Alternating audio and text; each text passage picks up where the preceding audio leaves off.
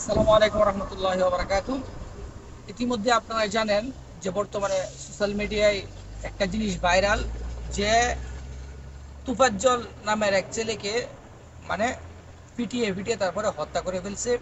মানে একবার পিটাইছে, এক দফা পিটায় তারে খাবার খাওয়াইছে, খাবার খাওয়ানোর পর আবার তারে পিটাইছে। এরকম ভাবে পিটাইতে পিটাইতে কি করছে, একদম মেরে ফেলছে।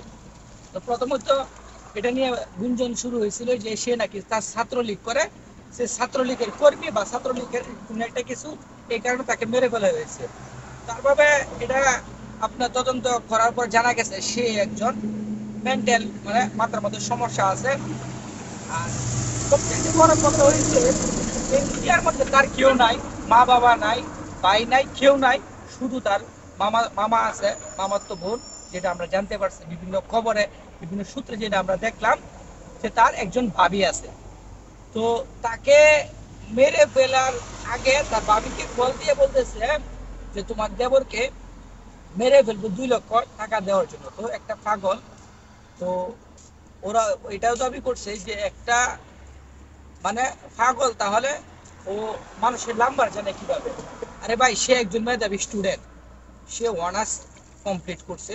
একটা মানুষ শত পাগল হয়ে যাওয়ার পরেও তার যে কিছু কিছু মেধা থাকে, এই মেধা দিয়ে মানে মাঝে মাঝে কাজ করে।